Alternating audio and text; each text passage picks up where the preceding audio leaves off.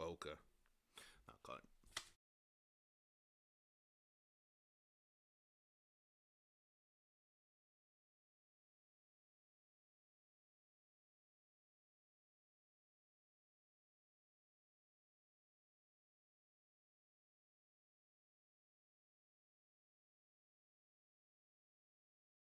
Spot. I'm sure he's proud of them. I mean, they're really good players. Then kind of in that same Stream 85 plus channels and save up to $500 a year with YouTube TV. Try it free. You ever wondered what actors and actresses do when they have to get in shape really fast for a movie? vein, are you pleased with the progress that your guys at receiver have shown, from week one to now? I am. I mean, it's hard to know what the coach's value is on a kid whenever you're not throwing the ball, at times, 30, 40 times, 50 times a game. I mean. And welcome in. It's the Friday edition. It's the A edition as we get you guys set for a top 20 matchup down in Vaught Hemingway Stadium. The Arkansas Razorbacks travel to Oxford to take on the 17th ranked Ole Miss Rebels, and we're going to talk about it with the Daily Mississippians and our good buddy Jared Redden. JR, what's up? Man, how are y'all doing? I'm doing very good, JR. Very big ball game tomorrow, 11 a.m. kickoff. Talk about what your storylines will be once you enter Vaught Hemingway for tomorrow's ball game. Yeah, I think the storyline, not just myself, but everyone else is going to say is, how are both teams going to really respond after being, for lack of better words, humbled last week? I mean, is the trajectory that both of these the end of last year is kind of staggering. In 18 and 19, both fans at alarming level of apathy. 2020, they both now hire a new head coach who showed flashes of what they can do. This year, planning to take the next step. Both teams start off, undefeated. Find themselves in the top 25 after not even being ranked at the beginning of the season, and both teams losing to the best two teams in the country. It's almost like a mirror image of each other. So I'm not going to say that the loser of this one is, that their season's over or push the peg button yet, but it's one of those games that could very much decide the second place team in the SEC West, but it's all said and done. You look at this game, and KJ Jefferson going back home seems to me to be the storyline there for the Arkansas Razorbacks. You've had a chance to see KJ in high school. I believe it was his junior year. What are you expecting to see, and how big is that the defense of Ole Miss contains KJ tomorrow?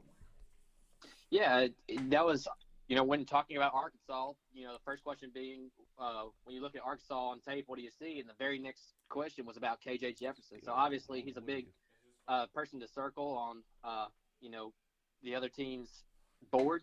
Obviously, but all defensive players to the media today said, he has an extra hat in the running. But obviously have to put up with both. And not only that, but with the physicality that he has, that pretty much embodies what Arkansas wants to do Saturday. It's a team that want to be physical in the line of scrimmage. They want to run the ball. KJ is no different. But KJ himself, he's a guy, very humble beginnings. Came from a really small 3A high school, Sardis, North Panola High School. A lot of players from that school, they get the opportunity not to do anything with it. Right. KJ, that first guy to kind of take the next step, take what he's given, and run with it. So he's earned every bit of his opportunity, and it's going to be really awesome to see him come home.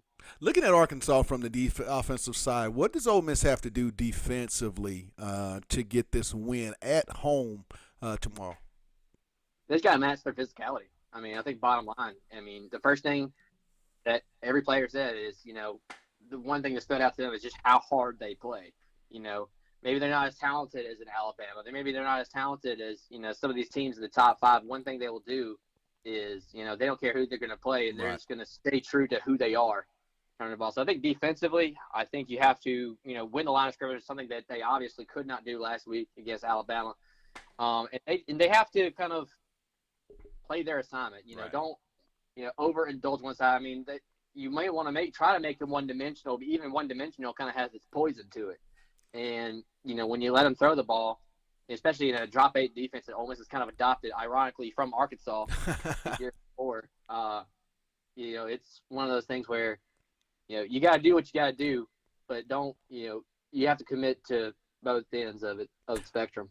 From a Matt Corral standpoint, a guy that's being talked about for Heisman honors. How big will tomorrow be for his campaign going forward for the rest of the season? Having Arkansas and Alabama out of the way, but still you look ahead and there's LSU, the Auburns.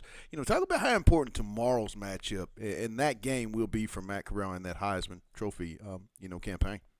I think just Ole Miss in general, just from a schedule perspective, every week they talk about being 1-0. The 24-hour rule was a phrase that was brought up a whole lot this week. Matt Corral's no exception. He threw 6 interceptions. We all know that. At Arkansas last year. And there's a reason why Kiffin left him in that game. Kiffin says this is your team, and I think that goes to show just the responsibility he has. So I think Corral is not going to just think, oh, it's going to be 6 interceptions. I'm going to be 10 touchdowns, no interceptions tomorrow. He's kind of got a life of his own and just treat it like it's a game. And not only that, but just knowing how good Arkansas can be, with their scheme. I mean, obviously saw how big that was last year, but I don't think he's going to go in there like a revenge factor. I think he's going to go in and say, look, we're going to do what we got to do. We got to score points. We cannot turn the ball over, obviously. He's only had 1 strip sack last week, and he has yet to throw an interception this year. He didn't really play bad last week at all. I mean, he didn't have much help around him. He had that 1 strip sack that wasn't his fault, but, he's humming along like he's supposed to do as a supposed, Heisman, hopeful. So, tomorrow is just, I think it's not so much against Arkansas or against Auburn. Some of these teams have to go play. I think it's just one of those where it's like just another game. Talking with Jared Redden of the Daily Mississippian, covers all Ole Miss football and basketball for us here on OTH and does a hell of a job. Jared, when you look at this this game, there's always 3 phases in every football game. If it comes down to special teams, who gets the edge in this one? That's a good question. I never really thought about that. I haven't really paid attention much to Arkansas special teams, whole year. I mean, I assume they've made most of their PATs, their field goals, have maybe utilized some mechanics to kick off. But, Ole Miss has got a heck of a freshman kicker this year, Cade Casa, which is something that kicker has kind of been a little bit it hasn't been bad, but it's kind of been rather suspect. You don't know what you're going to get for a week. Cade Casa just kind of brings that delivery. It's the reason why this is the first kicker that Ole Miss has ever given on scholarship.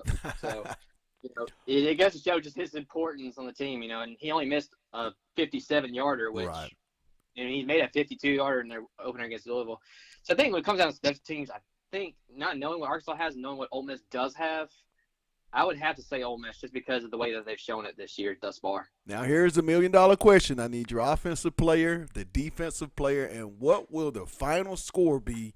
Number 13 against number 17 at Vaught-Hemingway Stadium. Hogs and Rebels, who you got?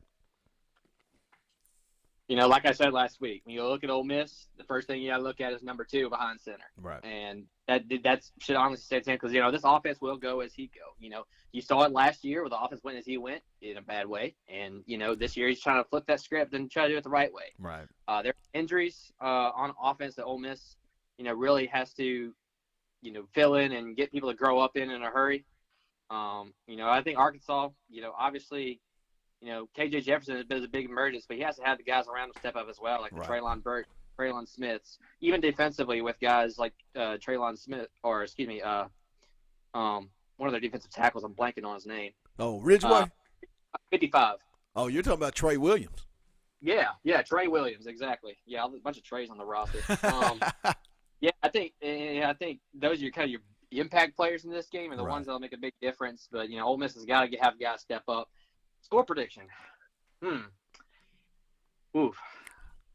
Well, I was 19 points off last week. Had 3 more touchdowns and missed 2 extra points, I would have been correct. But besides the point, I think the environment plays big shape. Right. Both teams, neither team last week handled the environment really well. Now Ole Miss is back home. Right. I think if they can get guys to get some guys offensively to kind of grow up in a hurry and have somebody step up, I can't see Ole Miss not winning this game. So I would have to say, on the surface, I would probably say Ole Miss 34, Arkansas 28. All right, well, man, hey, enjoyed the ball game. We'll talk about it next week. But as always, JR, thanks for taking time out here on OTA. All right, thanks, Pat. Take care. Bye-bye.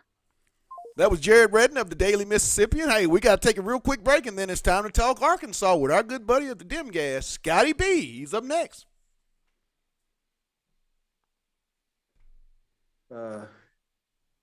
I think anybody's this way, though, to be honest with you, Dudley. I mean, how many guys are going to go in the portal?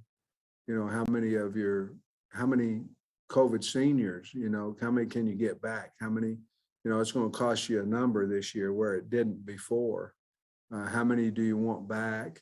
I think there's so many areas of how many scholarship are you really going to have to fill out at 85 that I think you probably just keep recruiting for this class. And if you got a guy, you go, man, we just have to have I think we can develop this kid, but I'm talking about this is sure enough. I think you take him and then you just kind of figure it out, you know, because I have no idea. You know, we're going to ask several guys to come back that are seniors. You know, we'll ask several of them to come back, and I don't know how many we'll get back. Sure helped our football team this year, you know. So if we want them back, we're going to ask them to be in that 85. But it's just, I tell you, scary a little bit because you just don't know. What we're doing right now in our 2022 class, we're just recruiting like heck. And if we can get one that's we think is going to make a difference, we're going to take him and figure it out later. And that's the honest answer. I don't know how else to answer it. Appreciate it. Coach. Yeah, Coach, I was going to follow up with something you told Tom earlier. I mean, I know you like Perotti at punt return. You also like him as a kickoff returner, or are you going to maybe try some other guys back there? I know you've tried several so far. You know, I like AJ Green back there. I like Day. And I'm not saying I don't like Perotti either. He's usually the off returner. We put him back there the other day because, you know, in that atmosphere, and AJ's a freshman, and we thought he was ready for that. And I'm not making a mountain out of a molehill. I mean, he dropped a fair catch. But we thought helping him out as well and helping the team out, we, you know, put a veteran back there and be able to, because they were kicking it so high that, you know, like I said, I think I saw 7 or 8 guys inside the 25 when we caught the first kickoff. Well, that's not good. It is if you were Georgia, you know, but it's not good for us. So we'd rather just take it on the 25 than the 15 or 16 where we got 17 where we got it out to.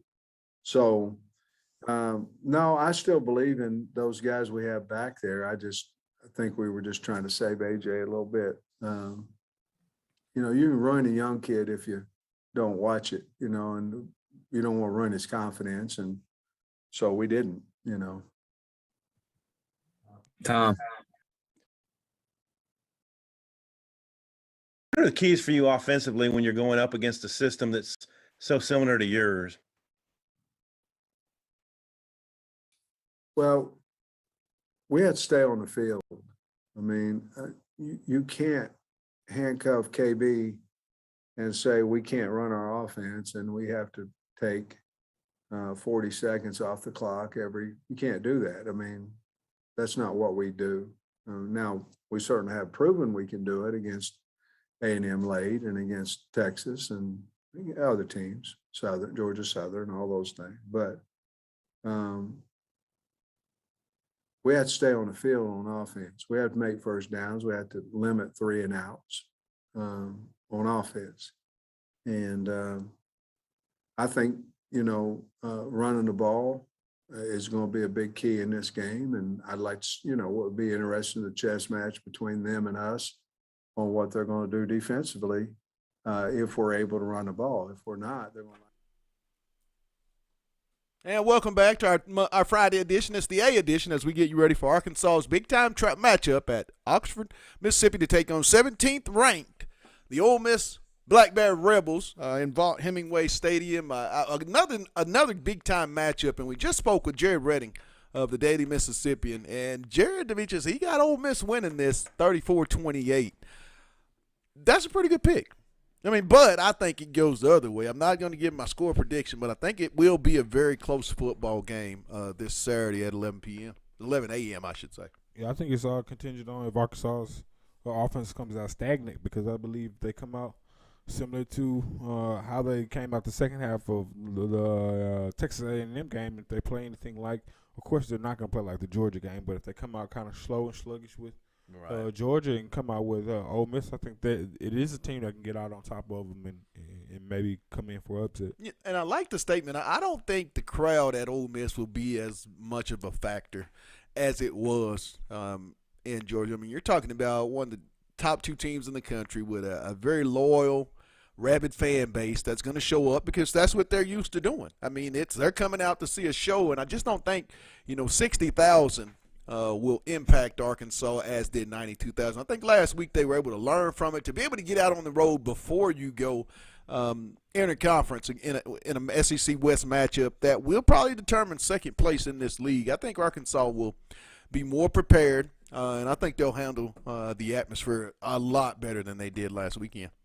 Yeah, it is two totally different environments, one with a lot more people, but I still do think it will play a factor. Now, will it play as much as a factor as it did in Georgia? No, but I think anytime you go into a hostile environment like an Ole Miss, somebody that is going to have, if they have 60,000 there, 60,000 will be there, especially when you're talking about Arkansas, a team that they kind of consider a rivalry when you look at the history of some of, the Hunter Heave and some of the games that they've won in previous fashion. So, again, I think this is a game that Arkansas definitely has to come out ready to perform and have to have their antennas up because it can be an upset.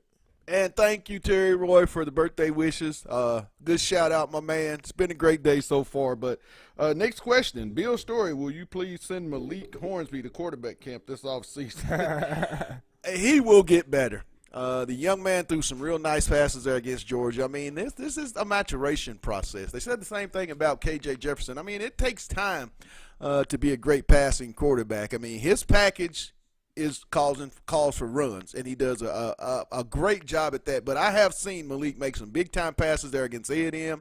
Saw some big-time throws against Georgia Southern. Saw some big-time throws last weekend in a loss at Georgia. So be cautious. Pump the brakes on Malik Hornsby and his pass ability. I mean, it's going to get better, and I think when Malik gets done, we won't be talking about him being an average passer. We'll talk about him being a very good passing quarterback. But that's in time. Yeah, he's one of those players that you definitely, not even just players, just position. When you talk about the quarterback position, it takes years to get ready. You have to be a special type of player to really come in. Johnny Manziel, a Cam Newton. But even when you think about Cam Newton, he still had his journey to finally get up at Auburn. He didn't start right away at Florida. Right. As you know, Tim Tebow won that starting position. So, again, you have to work your way to greatness. And I think KJ and Malik have the potential to be here at Arkansas and have the pieces around them and have the coaching staff around them and have the system to be successful. I think it's just in given time. I think even with KJ Jefferson, we've noticed one thing about him is he gets better every game. And you're talking about somebody that's only a junior, redshirt sophomore.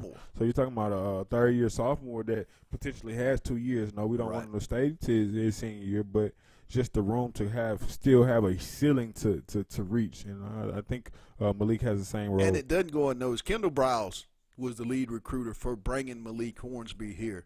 Recruited him during his time at Florida State prior to coming to Arkansas. So this is a guy that Kendall has high praise for, a tremendous amount of belief in, as does Coach Pittman and that entire offensive staff. But I see bigger things and better things coming from Malik Hornsby and that entire quarterback room. Iron will always sharpen iron. These kids will get better because that's the type of coaching staff that they have under Coach Pittman, and he put together guys that can develop these kids. And, hey, don't take what you see 5 games in to Malik Hornsby's career and think, hey, he can't pass the ball. That's not a fair assessment of the young man.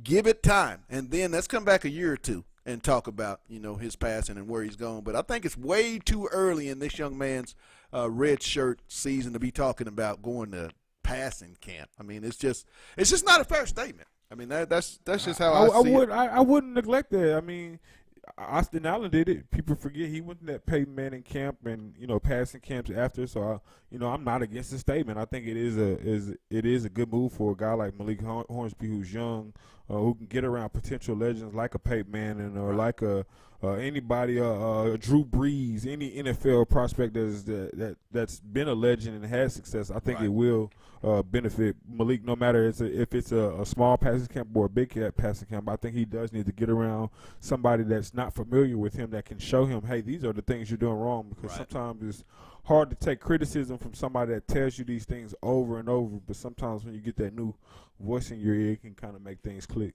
Hey, another one, Mr. Johnson, Vernon Johnson says happy birthday. Good shout out.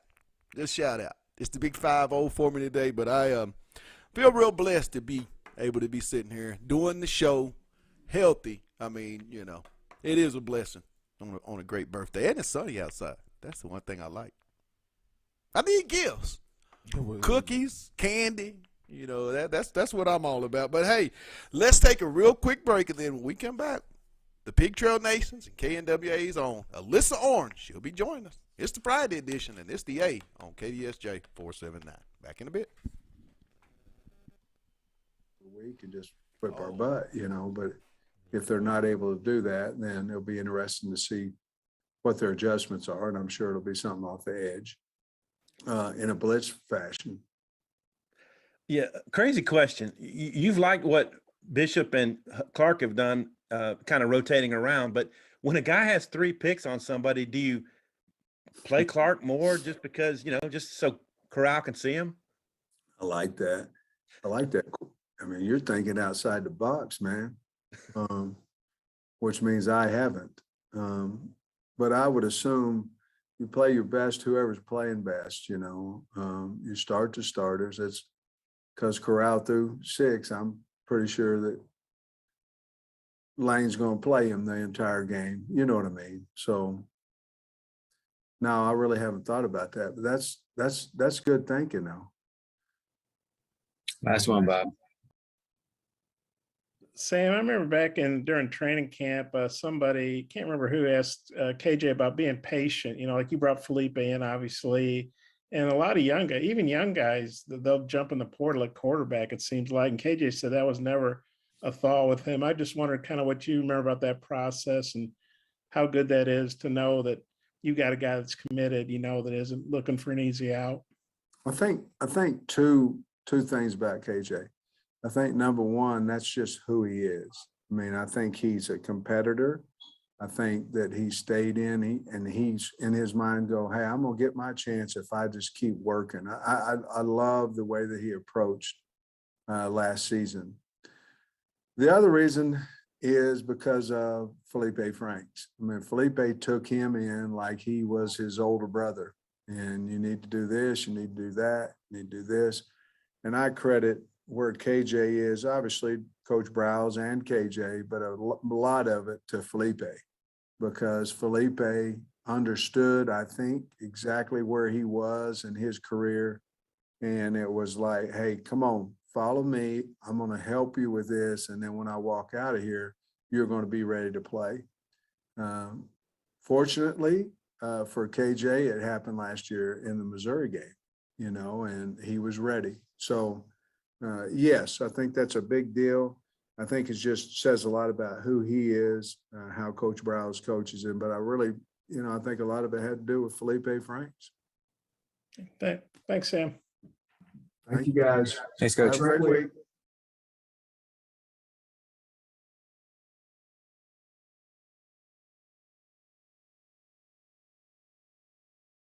Not long ago, Rita Levi Montalcini celebrated her 103rd birthday, and then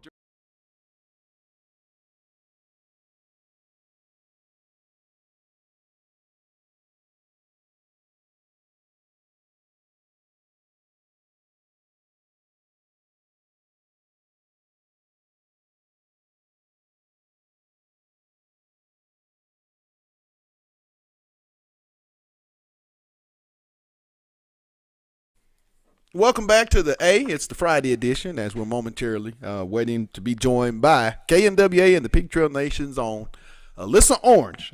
Talk a little Arkansas Razorback Ole Miss football game to be taking place at 11 a.m. kickoff, SEC Network, I believe, Vaught Hemingway Stadium. And, hey, that's how you bring in somebody.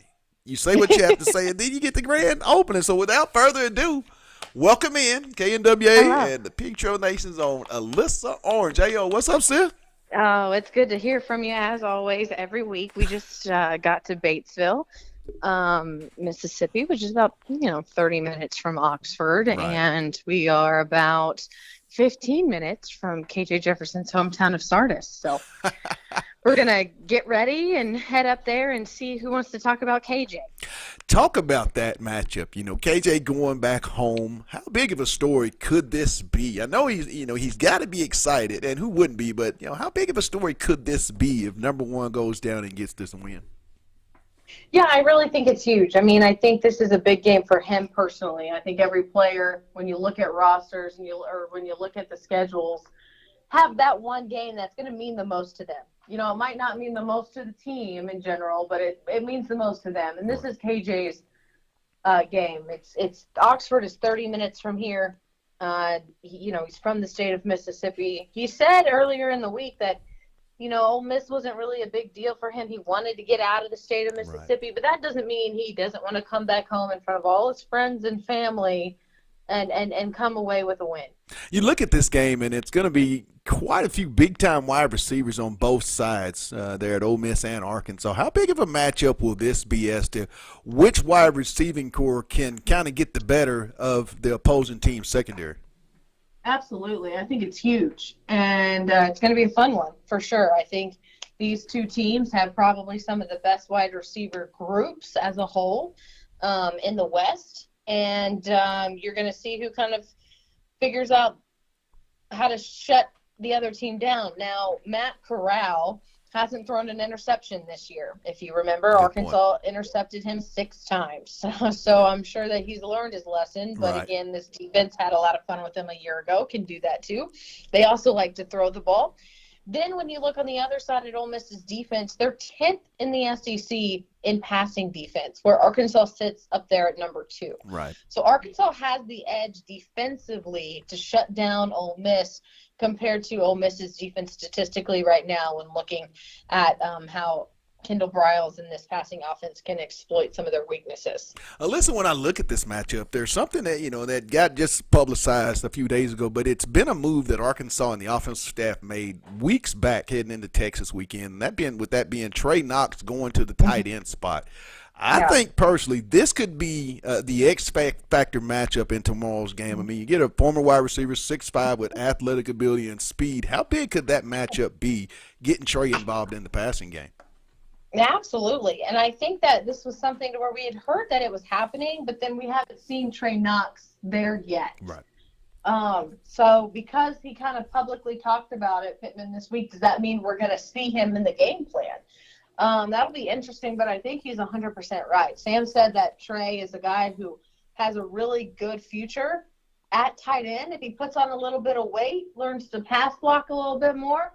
And we'll see if we get a taste of it this week, because I really want them to figure out where Trey Knox fits in best, because I just think he's a talent that you can't not have on the field. What does Arkansas have to do defensively to get this road win and come away with conference win number 2? Because when you look at this, Alyssa, this could be a game to see whoever wins it, they have the inside track for that number 2 spot in the West. They do, absolutely. And I really think it all comes down to being able to shut down the big plays. If Arkansas can contain this Ole Miss offense, not allow big chunk plays down the field. I mean, we even saw against Alabama, they were able to have some big plays down the stretch, and obviously that's what they did against Austin Peay and Tulane, just took shots downfield. And so if they're able to shut them down, I think it's going to work into obviously their benefit, but then run the football. Again, exploit Ole Miss's defense. You look at the stats, Pat, and this is a defense in Ole Miss that is 12th in total defense, 12th in rushing defense, and as I mentioned, 10th in passing defense. If you're not licking your chops, if you're Kendall Briles ready to game plan for this, then I don't know. I mean, then you're not a football coach, because it has so much potential for Arkansas to take advantage of so many areas. We had Jared Redding on of the Daily Mississippian a few segments ago, and the question I posed to Jared was, if it came down to special teams, both teams with freshman kickers in this ball game, Alyssa, if it comes down to that, who do you give the edge to in this ball game? Well, I'm going to give it to Cameron Little. I mean, he's missed one. Right. And, hard to hold that one against him, but he's been kicking with confidence and continues to kick with confidence. And there's been nothing about Cam Little that has showed me not to trust him. Right. You know, I'm not going to just pick the Ole Miss guy just because I don't want to go with Arkansas's guy. I mean, Cameron Little hasn't done anything wrong minus that one miss against Georgia. That makes me say he can't be trusted. And Pat, me and you, we have seen wild finishes in this game. We have seen a 4th and 25. We have seen them field goal, Bielema's final year. Right. I mean, this game is wild, so you never know what's going to happen. But I'll give Cameron Little the benefit of the doubt until he proves me wrong. Well, here we are. We're at that final moment. It's the $1 million questions. It's the SEC picks of the week, Alyssa. First game, Vanderbilt travels to Florida to take on the Gators. Who you got? Oh, Commodores. South Carolina goes up to Knoxville to take on the Vols. Ooh, you know what? I need to give a shout out to like my favorite website ever during football season, and it's called cfbstats.com. Uh-huh. If you're a stats person or you like to look at just where people rank, I mean, it's incredible the database they have there. Right. But South Carolina right now leads the SEC in interceptions. They have 9 this year. Oh, wow. And they've got a guy on his own who has 4. And so now I'm looking at that South Carolina defense like, okay, can they go do damage in Knoxville? And it's a possibility. So Right. I'll take a little bit of the upset and pick South Carolina. Oh, LSU travels to the Bluegrass State to take on the Big Blue Nation and the Kentucky Wildcats. Ooh, you know what, Golly, I really hope Kentucky doesn't have a hangover after that Florida win. Right. I really like that Kentucky team and what Mark Stoops is doing up there. So I'm going to go with Kentucky. North Texas takes on Mizzou up in Como. I really hope that North Texas can pull some trickery like they did a few years ago. And the hell with Eli Drankowitz. I'm just so over him after all the comments he made. My sentiments exactly. Against Boston College, he can lose them all. Exactly. I feel the same way. Okay, we got Georgia going down to the Plains to take on the Auburn Tigers. Oh, this is a big rivalry game for both of these teams. As much as I would love Auburn coming off or Georgia to win, man, Auburn coming off a loss and then playing Arkansas. You never want the team you're about to play to come off a loss. However, I don't think Auburn's talented enough. Georgia might be the best team in the country. My opinion as well. Bama travels to C-Stat to take on the Aggies of A&M. They are the best team in the country until they face Georgia. Right. And the Aggies can lose 3 straight. Wouldn't that be nice? Now, the final question, your offensive player, defensive player, and the final score, 13th ranked Arkansas at 17th ranked Ole Miss. Who you got? Well, we got to go with really the 2 positions that we've been talking about. So it has to be offensively Traylon Burks. He's got to have a big game in this game and stretch the field for the Razorbacks in this one. Defensively, Jalen Catalon. Jalen Catalon wants to make an impact in this game. I want to see him put some pressure in that secondary and maybe have a few picks, but keep Matt Corral contained. Right. And then my score, gosh, this is always hard, but I think both teams can put up points, and so I think this one's going to be relatively high scoring, but I think Arkansas can win this one handily. I'm going to go 35-21 Arkansas. All right. Well, sis, enjoy. I'm looking for that great story as you head down to KJ's hometown. And once again, as always, thanks for taking time out here on OTH. As always, man, it's a pleasure. Uh-huh. That was KNWA and the Pig Trail Nation's Alyssa Orange with her take. We'll take a real quick break, and then we'll see what Otis Skirk has to say of Hallville.net. It's the Friday edition, and it's the A on KDSJ 479.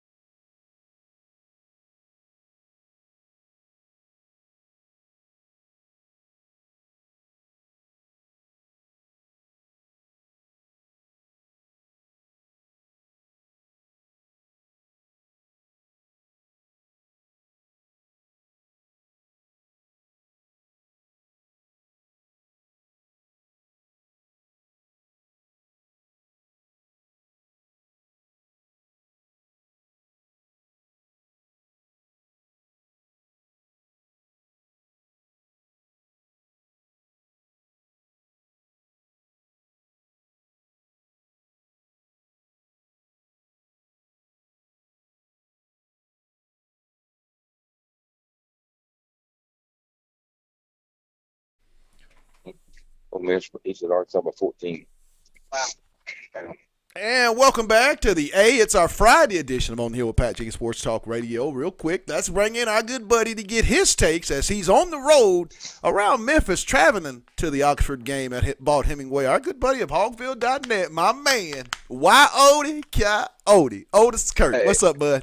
Hey, man, just going to Oxford, trying to see if we can see another Hog victory. As last time I went, it was pretty good down in A&M, so I'm trying to luck again. Just heading down the road, man. Otis, Fighting when you traffic. head into Vaught Hemingway tomorrow morning, probably around 9 or so, you'd like to get there early, as we all do. Right, yeah, I will. What's going to be your major storyline, number 17 Arkansas versus the 17th ranked Rebels of Ole Miss? My storyline is going to be how well Arkansas can defend their quarterback, because I don't think they're going to get 7 turnovers this year. Right. So I'm looking at how well. I'm looking at chess match with Lane Kiffin and Barry Odom. They both made adjustments. Right. They both made adjustments. So who made the better adjustments? That's going to be one thing I'm looking at. Sorry about that. And that's one thing I'm looking at. And then just how well Arkansas bounces back. I think they'll be fine. I don't think that Georgia game. Of course, you can say the same thing about Ole Miss. Right. Alabama had them 35-0. So it wasn't like they exactly played well last week either. Right. So, but I don't think either team will have a hangover. I don't think that's going to be a factor. I just think it's going to be interesting to see. Odom against Kiffin, who made the better adjustments between offense and defense. When you look at this game, matchup related, and then you think about KJ Jefferson. Out of the first 7 starts of his career, he's faced 4 top 15 football teams, and it'll be the 5th one in the top 20 coming up out of 8 starts. Right. How much do you think he can, learn and take into this game? And then that second part, do you feel like tomorrow in front of his home, his family and friends, KJ will really have one of those games, kind of like a breakout game? Because that's kind of where I see this thing going. Well, I think he's very capable of it. I love KJ. I've been the biggest backer of KJ this whole time. I think he's just a heck of a quarterback. I look at how he just makes plays, and I think he can have a breakout game down there tomorrow. It wouldn't be the first time some kid's gone back to. I remember used to when some kid in the Southwest Conference would come and play Arkansas. They were from the state. They would just have a game of their life against Arkansas.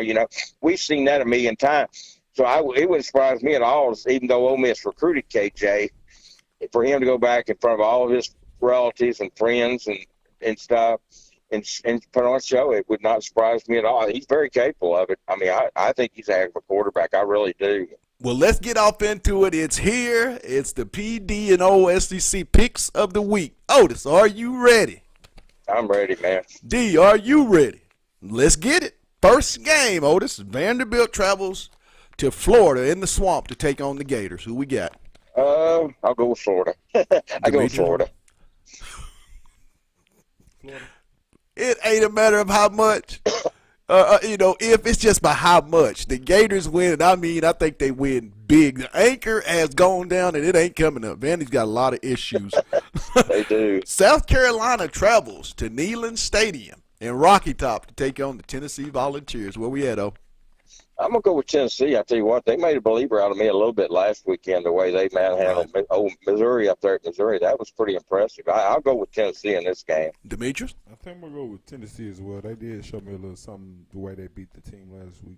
Hey, Hayden put the hook in the Missouri Tigers and, played an exceptional game. I don't care who plays drink.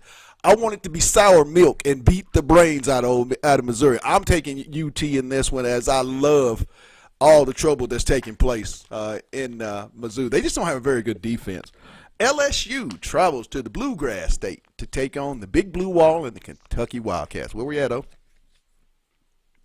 Hey, Kentucky's really surprised me this year. I'll go with them. I think they're better than I thought they were. I never dreamed they would beat Florida last weekend, Pat. I never dreamed that. I'll go with Kentucky. Demetrius? I love their offensive line and the skill positions that the Big Blue team has. I like what they have. I have them upset.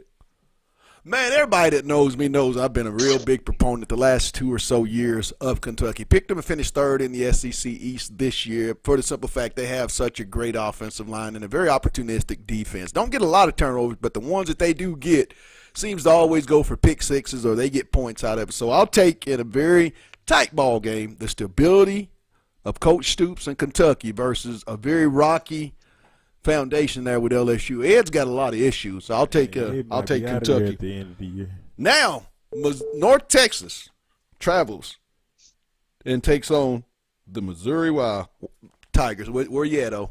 Well, I'll go with Missouri. I looked up North Texas record. They've only won one game, and they've been blown out by some teams. Right. So I'll go with Missouri. If they lose that game, Missouri they may not be happy with their coach if they lose that game tomorrow. I don't think North Texas can beat them. Right. I'll go with Missouri. D? It got to be Missouri because if he lose that one, Drinkles might be in a little. He might be in a little. This is one of the few wins I'll give Missouri and Drink. This is about their level this year. Teams that they can beat or should beat. So I'll take Mizzou. All right, Georgia goes down to the Plains to take on the Auburn Tigers. Where we at? Yeah, I saw enough of Georgia last weekend to make me a believer. I was a believer before that, but I'll stick with Georgia. I don't think Auburn can stay on the field with them. Otis? D? I don't. My mind is telling me, of course, Georgia's the better team, but I'm going to go upset here. I like Bo Nix. He wills his team. I'm going to give him an upset. Oh, no. Georgia will blow through the Plains, and I mean blow through the Plains in a big way. I don't think Auburn gets a point. Don't know if Bo Nix can get out of the first half. I think they're going to put a lot of hat and physicality in his life, so I'll take Georgia. They're playing for something. I mean, best team in the country, in my opinion, by far. Alabama travels to C-Stat, Otis, to take on the Aggies and Jimbo Fisher of A&M. Speaking of people upset with their coach, I'm sure Aggies are very upset. They're going to be more upset tomorrow because Alabama's going to put a beating on them. D? Yeah, I'm going to go with the Roll Tide. I can't go with the Aggies on this. They have some things to figure out. A&M's overrated, been overrated. I mean, I personally think Jimbo Fisher is an overrated coach. I don't see much from him, and I'm kind of liking the downslide. I don't see it getting any better before it gets worse. So I'm going to take Bama as they will roll, and I mean big in C-Stat. And those people down there will be calling for Jimbo's head. The final game, it's here. Your offensive player, defensive player, and what will be the final score in Vaught Hemingway Stadium, Hogs versus Rebels? I'm going to go with Arkansas 31-28. Cam Little kicks the winning field goal, much like the kid a couple of years ago, 3 or 4 years ago that did the same thing. 31-28 Arkansas. KJ's going to be my offensive player of the game. He playing in his home state. Right. And then defensive player of the game, I haven't gone with Catalan in a while. I'll go with Catalan, man. I mean, I know that's a cop-out, but go with Catalan on defense, but I'll go with him. Demetrius? I'm going to go close game. I'll go Arkansas 28, Ole Miss 21. Look at you. Who's your offensive and defensive player? For offense, I'm going to go one of the running backs. I think they win this game by running the ball. Defense. That looks familiar right there. Defense, I'm gonna go Trey. I think Trey has to come out and have a big game and get a lot of pass rush on and you Matt picked Carey. Arkansas, right? Arkansas. All right, I'm going to go offensive player. I will say Tyson Morris. I think that Traylon's going to command so much double team tomorrow that I think number 19 could be one of those guys. He's worked his butt off, and I think he could have a really good game. On the defensive side of the ball, I'm going John Ridgeway. If he can continue to blow up the center and cause a lot of disruption in that offensive line tomorrow, because, hey, Ole Miss is going to want to run the ball as well, so I think whoever can run the ball the best will win the game. I'm going to say final score, Arkansas gets this final score 38-21 Hogs in a very convincing fashion. I think KJ Jefferson goes to the sip and drinks up and drinks up and drinks up and puts on a show for his home state. Hogs get it, come back 2-1, and get ready for Auburn. So that's going to do it. Otis, thanks for taking time out, my man. Safe trip. Enjoy the game. And, we'll talk early next week. See you, Pat. See you, man. That's going to wrap it up.